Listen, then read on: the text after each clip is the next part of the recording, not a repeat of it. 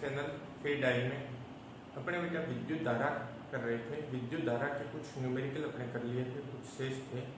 आपने वीडियो अच्छी तरह से देख लिया होगा बेटा, नहीं देखे तो बेटा वीडियो को पूरा देखिए, ज़्यादा से ज़्यादा शेयर कीजिए बेटा और चैनल को सब्सक्राइब कीजिए। अब जो शेष न्यूमेरिकल है अपने वो न्यूमेरिकल करेंगे बेटे। न्यूमेरिकल एबिलिटी आपकी बहुत अच्छी होनी चाहिए बेटा, क्योंकि न्यूमेरिकल एबिलिटी जितनी अच्छी होगी आपको फिजिक्स उतनी ही अच्छी समझ में आएगी बेटे। अपने 9 क्वेश्चन किए थे बेटा, 10वां क्वेश्चन अपने पास है और इम्पोर्टेंट क्वेश्चन है 10वां, बोर्ड एग्जाम में आया हुआ क्वेश्चन है बेटा। किसी मीटर सेतु में जब प्रतिरोधक S 12.5 ओम हो तो संतुलन बिंदु सिरे A से 39.5 सेंटीमीटर की लंबाई पर प्राप्त होता है। R का प्रतिरोध ज्ञात कीजिए। व्हाइटस्टोन सेतु या मीटर सेतु में प्रतिरोधकों के संयोजन के लिए मोटी ऊपर की पत्तियां क्यों प्रयोग में लाते हैं। 3 पार्ट है इसके, आगे वाले बाद में करेंगे। अपने पास दिया होता है S क्वेश्चन नंबर अपना 10 है, S है 12.5 ओम। ये कह रहा है A सिरे से संतुलन की लंबाई, A सिरे से संतुलन की लंबाई को अपने L लिख देता है, 39.5 सेंटीमीटर है, 39.5। तो अपने पास 100 माइनस जो L है वो अपने पास हो जाएगा 100 माइनस 39.5 या 60.5 सेंटीमीटर। मैं डायग्राम बना देता हूँ टेस्ट का। ये अपने पास क्या है, AC मीटर सेतु का तार बेटा या मीटर सेतु है। यहाँ तांबे की पत्तियां लगी होगी बेटा इस तरह से, इस तरह से।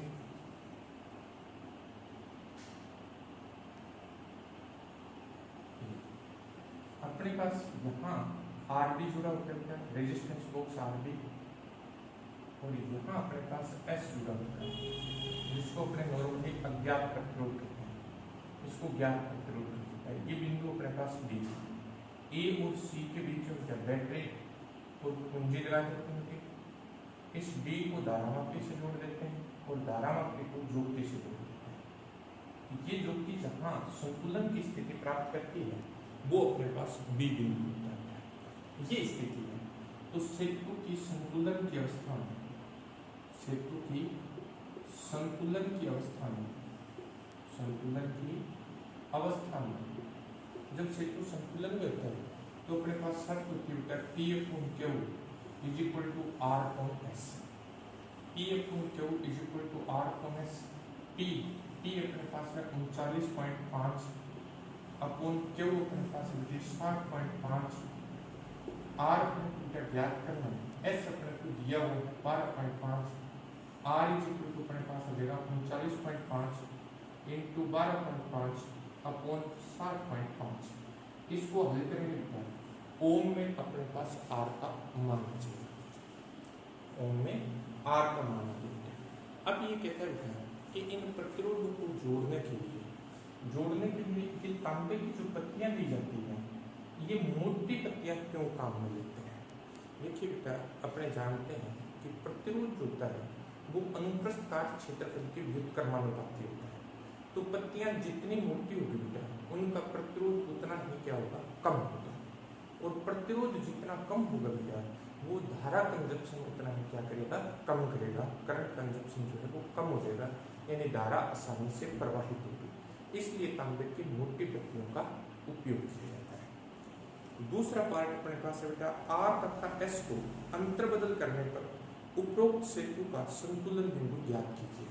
ये कहता है बेटा S को तो आप मान लिया और R को आप मान लीजिए, यानी R तथा S को अंतर बदल कर दीजिए। दूसरा पार्ट है, R और S को जब अंतर बदल कर देंगे तब अपने पास नई संतुलन की लंबाई क्या होगी। R तथा S को अंतर बदल करने पर, अंतर बदल करने पर आपस में एक्सचेंज करने पर, जब अपन एक्सचेंज कर देंगे तब अपने पास क्या फॉर्मूला हो जाएगा, P/Q इज इक्वल टू अपने पास हो जाएगा S/R, क्योंकि S इस तरफ आ गया, R उस तरफ चला गया। अब अपने पास क्या है, P को अपने L' लिख देते हैं, Q अपने पास आ जाएगा 100 माइनस L', नई संतुलन की लंबाई मान लेते हैं L' है।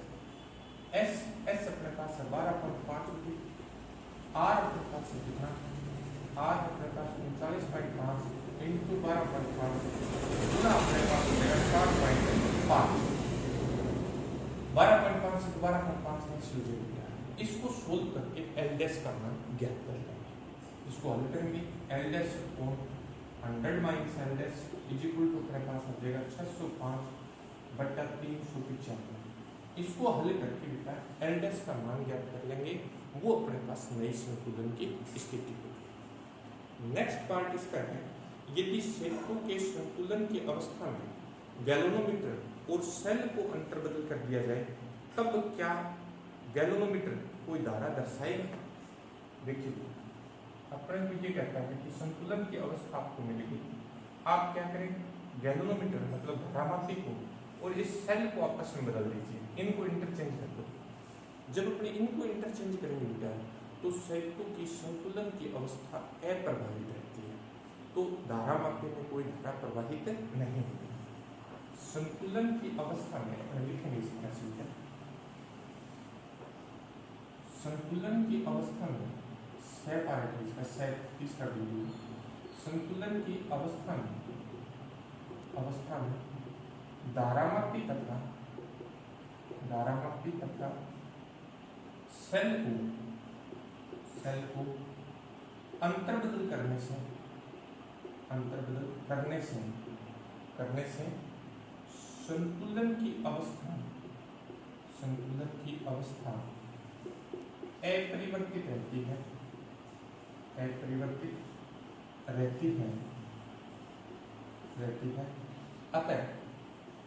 अतः धारामापी में कोई धारा प्रवाहित नहीं,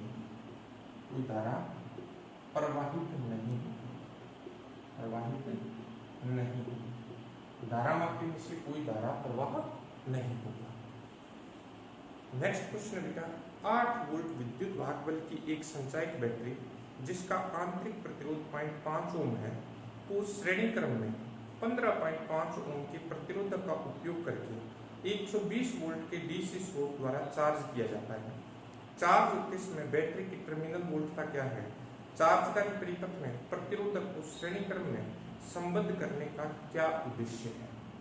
देखिए चार्ज करते समय अपने को क्या ज्ञात करना है? टर्मिनल वोल्टता ज्ञात करनी है। चार्ज करते समय अपने को क्या करनी है? टर्मिनल वोल्टता ज्ञात करनी है। क्वेश्चन नंबर अपना है 11। संचायक बैटरी का विद्युत वाहक बल, संचायक बैटरी का विद्युत वाहक बल E इज इक्वल टू अपना को देखा 8 वोल्ट। आंतरिक प्रतिरोध इसका देखा अपने को, आंतरिक प्रतिरोध small r is equal to 0.5 ohm. श्रेणी क्रम में प्रतिरोध capital R is equal to अपना को देखा 15.5 ओम। डीसी स्रोत का विद्युत वाहक बल, डीसी स्रोत का विद्युत वाहक बल क्या 120 वोल्ट। ये कहता है कि आवेशित करते समय इसकी टर्मिनल वोल्टता क्या होगी? ये इस तरह का क्वेश्चन है। ये अपने पास 8 वोल्ट का संचायक संयंत्र है, इसका आंतरिक प्रतिरोध 0.5 ओम है।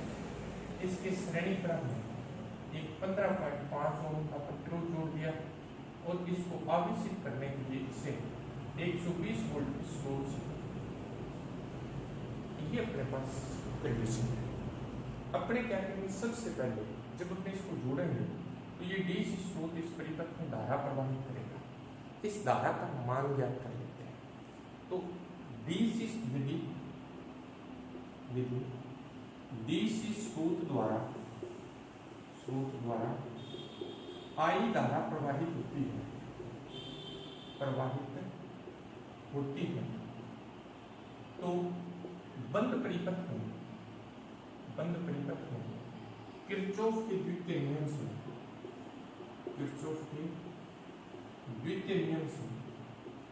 किरचॉफ का द्वितीय नियम लगाते हैं। इधर से चलेंगे बेटा, ये अपने पास पॉजिटिव टर्मिनल में घुसते हैं तो 8 धारा की दिशा में जा रहे हैं 0.5 I प्लस 15.5 I इसके नेगेटिव टर्मिनल में घुसेंगे -120 इज इक्वल टू 0।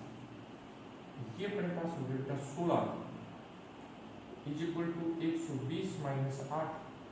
16 आई बराबर आ जाएगा 112, आई बराबर आ जाएगा 16 7 112 7। चार्ज करते समय, आवेशित करते समय आपको बताया था, नोट लगा के आपको बताया था कि जब हम क्या करते हैं किसी सेल को आवेशित करते हैं तो टर्मिनल वोल्टता विद्युत वाहक बल से अधिक हो जाती है, और अपने पास फॉर्मूला था V minus E is equal to I. तो अपने पास V इज इक्वल टू आ जाएगा E plus I. V is equal to E अपने पास हो गया 8, I अपने पास कितने 7 एम्पियर, 7 इंटू R अपने पास 0.5, यह आ जाएगा 8 प्लस 3.5 11.5 वोल्ट। तो अपने पास विद्युत टर्मिनल वोल्टता जो है उसका मान आ जाएगा 11.5 वोल्ट। पहले धारा ज्ञात करेंगे क्या, फिर अपन क्या करेंगे टर्मिनल वोल्टता ज्ञात करेंगे। नेक्स्ट क्वेश्चन है, किसी पोटेंशियोमीटर व्यवस्था में 1.25 वोल्ट विद्युत वाहक बल के एक सेल का संतुलन बिंदु तार की 35 सेमी लंबाई पर प्राप्त होता है। यदि इस सेल को किसी अन्य सेल द्वारा प्रतिस्थापित कर दिया जाए तो संतुलन बिंदु 63 सेमी पर स्थानांतरित हो जाता है। दूसरे सेल का विद्युत वाहक बल क्या है? अपने पास क्या दिया होता है, दो सेल दिए होते हैं, एक सेल का विद्युत वाहक बल दिया हुआ है और दोनों सेलों के लिए संतुलन की लंबाई दे रखी है। ये कह रहे हैं दूसरे सेल का विद्युत वाहक बल ज्ञात कीजिए।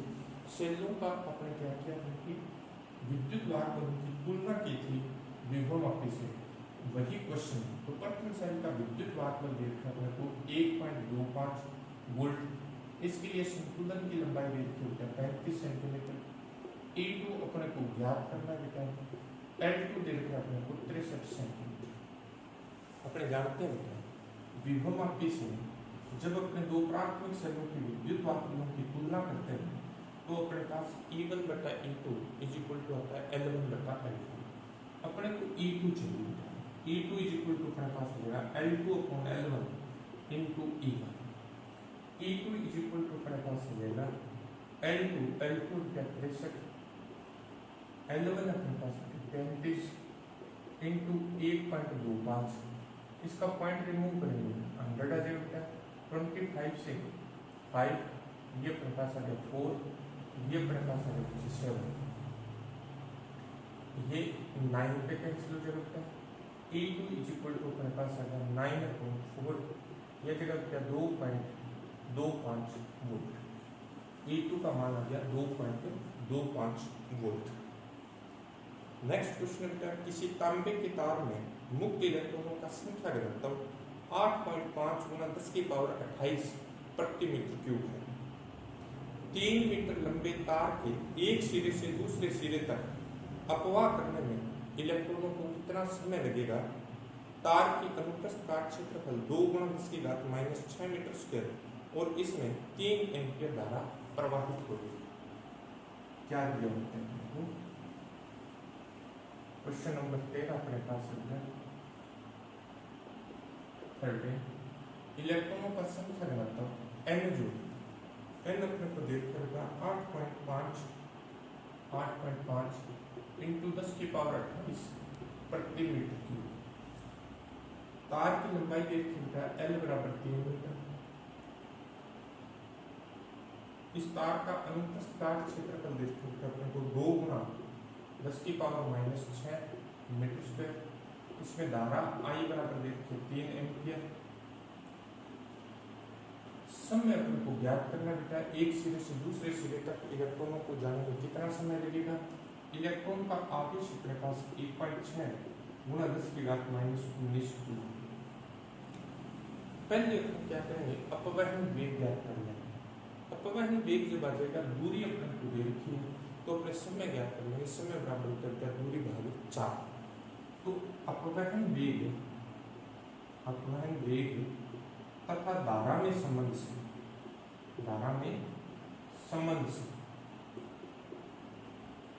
I इक्वल टू अपने पास हो जाएगा NEA VD।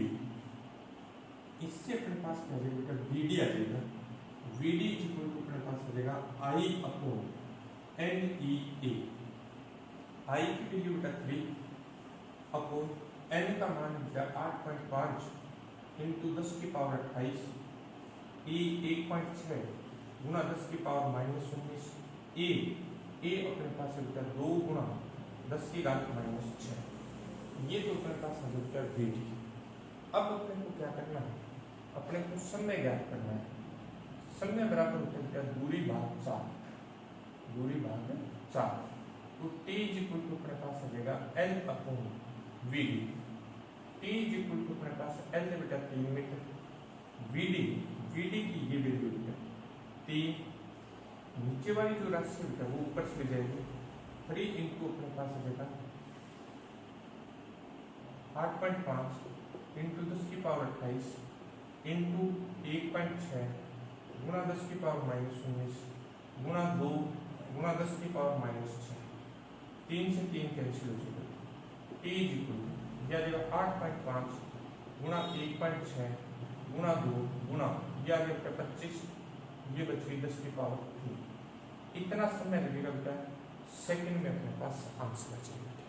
तो ये बेटा अपने पास विद्युत धारा से संबंधित निबंध। पूरा टॉपिक कंप्लीट हो गया बेटा।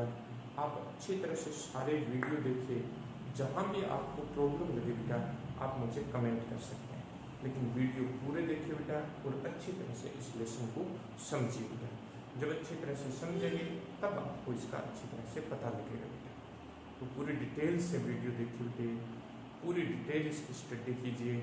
जहाँ भी आपको लगे कि इसमें यहाँ दिक्कत है आप मुझे कमेंट कर सकते हैं, आपको उसका सोल्यूशन मिल जाएगा। वीडियो को ज़्यादा से ज़्यादा वीडियो शेयर कीजिए और चैनल को सब्सक्राइब कीजिए। Thank you.